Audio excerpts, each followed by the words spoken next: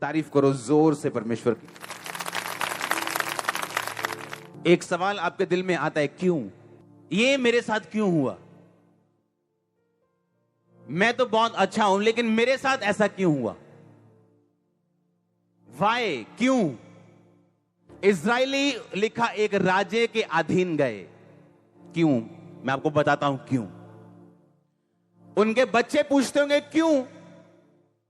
क्या हमारा परमेश्वर इतना सामर्थ्य नहीं है कि हम 70 लोगों को बचा सके? उसने क्यों हमें मिस्र में भेजा?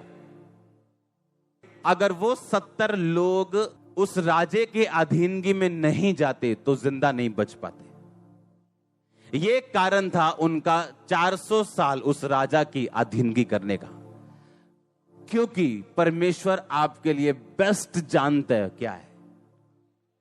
अब 400 साल बीत गए थे, छूटने का टाइम आ गया था। अब इजरायली छूटने को तैयार नहीं थे। परमेश्वर ने राजे के दिल में यह डाला कि वो उन्हें दुखी करे, और बाइबल कहती है दुख थोड़े दिनों का नहीं था, सालों चला। उनके बच्चे तक मारने लग गए, और तब परमेश्वर ने मूसा को चुना। मूसा 40 साल उस भवन में रहा राजकुमार बन के। पता है क्यों? क्योंकि मूसा चुना हुआ था। परमेश्वर जानता था अगर मूसा चुना हुआ है और मैंने अपना दिल, अपना कर्म और अपनी पूरी तरह से अपनी इच्छा और मेरे काम करने का तरीका अगर मूसा पे प्रकट नहीं किया तो ये कल लोगों को छुड़ा नहीं पाएगा। कैसे? क्योंकि मूसा राजघराने में बड़ा हुआ, और जब मूसा 40 साल का हुआ उसे मालूम हुआ अरे मैं तो इब्री हूं, मैं तो हिब्री हूं, मैं तो मिस्री थोड़ी हूं, मैं अपने भाइयों को छुड़ाऊंगा। और बाहर जाके 2 भाई जब लड़ रहे थे, उसने एक मिस्री को मार दिया और रेत में छुपा दिया। अगले दिन जब बाहर गया तो उसके अपने इब्री बोले, अपने हिब्री भाई बोले, ए हमें मत रोक, जैसे कल तूने एक मिस्री को मार दिया था, तुझे हमें मारने आया। मूसा को समझ आ गई, ना तो बल से,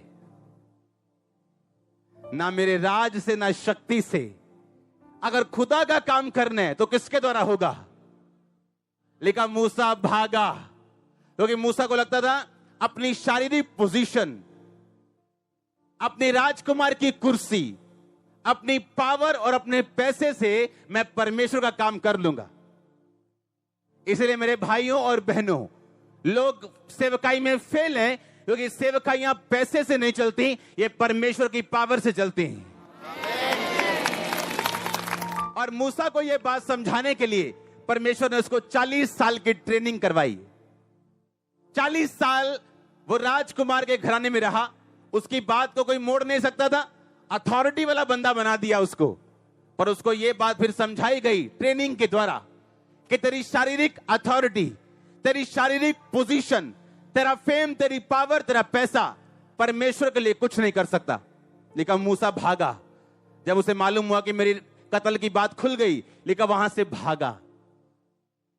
भागा, अगले देश में चला गया, मिधान में। और बाइबल कहती 40 साल मूसा ने भेड़ों और बकरियों को चराया। मूसा को हर चीज ट्रेनिंग के नीचे थी, एवरीथिंग।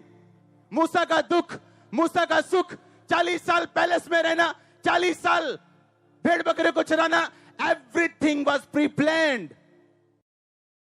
प्रॉब्लम ये है, जब एक क्रिश्चियन नहीं जानता कि मैं फिक्स मैच में हूं, उसे लगता है नहीं, ये प्रॉब्लम मुझे खत्म कर देगी, ये दर्द मुझे खत्म कर देगा,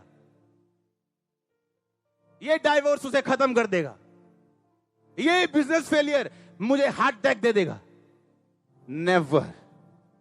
आप उनमें नहीं हो, आप उनसे ले लिए गए हो। वो दूसरे लोग हैं जो फेलियर से हार्ट अटैक होते हैं, आपका हार्ट फलवंत होगा और ब्लेस होगा। क्यों? रीजन, एक रीजन है, ये रीजन है। मैं मोटिवेशनल स्पीकर नहीं हूं जो आपको खुश करने के लिए आया हूं। मैं एक स्पिरिचुअल स्पीकर हूं, मैं आपको स्पिरिट की चीजें दिखाने के लिए आया हूं। आप समझ रहे मेरी बात को? आप फिक्स मैच में, जिस तरह मूसा फिक्स मैच में था, उसके पहले 40 साल फिक्स थे कि ये भवन में रहेगा, सोने चांदी की जूतियां डालेगा, इधर नौकर, इसके मुंह से बात निकलेगी और पूरी होगी।